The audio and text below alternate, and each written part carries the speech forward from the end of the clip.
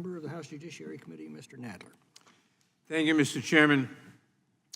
I first wish to express my most sincere condolences to Ms. Nobles. I'm so sorry for your loss, and I thank you for coming to tell us Kayla's story. May her memory be a blessing. Mr. Chairman, the United States has a long history of welcoming asylum seekers to our shores. My constituents in Manhattan are able to see a reminder of this history every day in the Statue of Liberty, welcoming the tired, the poor, and huddled masses yearning to breathe free. Throughout our history, refugees from near and far have sought safety here, and while our laws have never been perfect, they have always allowed at least some refugees to enter. Our modern refugee program and the world's view about our collective responsibility for refugees were radically reshaped by the Holocaust. When the United States joined both Canada and Cuba in turning away the MS St. Louis and her more than 900 Jewish passengers in 1939, we allowed asylum seekers to be returned to persecution in Europe. Nearly 1/3 of the boat's passengers perished at the hands of the Nazis. Many other countries also turned away Jewish refugees during World War II.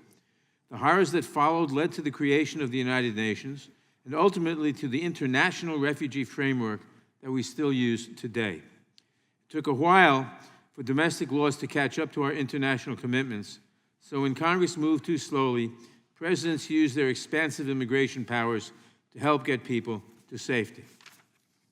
In 1956, President Eisenhower oversaw the parole of over 30,000 Hungarian refugees into the United States. More parolees followed, including more than 58,000 Cubans between 1961 and 1962, 15,000 Chinese refugees from Hong Kong between 1962 and 1966, and over 130,000 Southeast Asian refugees following the fall of Saigon in 1975. We passed the Refugee Act of 1980 with overwhelming bipartisan support, which established the domestic framework for refugee and asylee processing. The commitment by presidents and lawmakers of both parties to accept refugees solidified our country's status as a symbol of hope for those trying to escape persecution. Sadly, that came to a crashing halt under the Trump administration.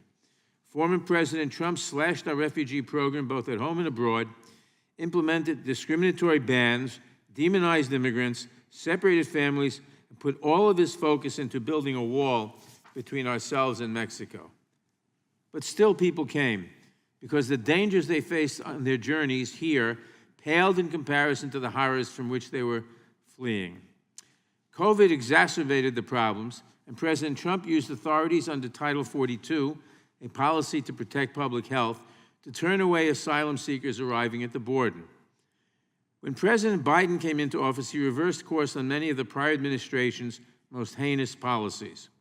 But Title 42 remained, even while our Republican colleagues claimed that the border was open and that President Biden and Secretary Mayorkas were purposefully inviting an invasion, in quotes, of migrants to our shores. These claims were used by smugglers to entice migrants to make the journey north and echoed by mass shooters in their manifestos. The Biden administration has been working to get our immigration system back on track, but Republicans have been fighting him every step of the way. They voted to end the COVID emergency declaration, but they said that the administration should not end its use of Title 42, even though that policy was tied to the pandemic.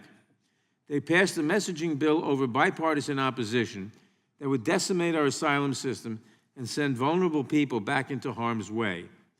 In the weeks leading up to Title 42's expiration, they stoked fears that we would see chaos and massive numbers of migrants crossing at the border. And yet, what happened? Thanks to the policies put in place by the Biden administration, the numbers at the border dropped by 70% following the expiration of Title 42. But the fear-mongering continues. Unfortunately, my colleagues are not ones to let facts get in the way of a good story. The latest example comes from my home state of New York, where Orange County Republicans claimed that homeless veterans were being displaced by migrants.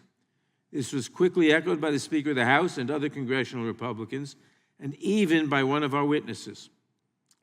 On the screen are tweet after tweet by my Republican colleagues amplifying the story to stoke fears about the border and to distract from their own failures to enact meaningful solutions.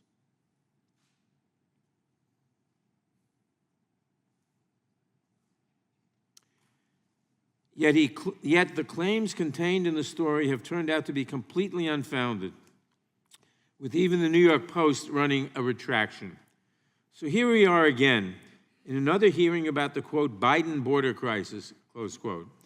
I am sure that no matter what happens at the border, we will continue to have hearings on this topic. And we will continue to see partisan messaging bills that have no chance of ever becoming law. As one of my Republican colleagues said, there's a reason why we haven't gotten significant border security done and why we haven't seen significant immigration reform done. It is in the interests of many politicians to have this crisis continue to flare up. Democrats are willing to work with serious Republicans to make changes to our immigration system that would allow people to come here lawfully while ensuring the safety and security of our citizens. We want to have the tough conversations about the best path forward.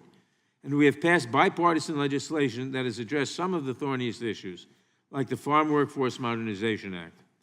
But so long as this majority insists on its partisan blame games, we are just going to keep talking past each other, and nothing will be solved.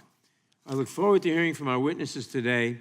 Thank you for coming to speak about your experience and your expertise, and I yield back the balance of my time. Without objection, all other opening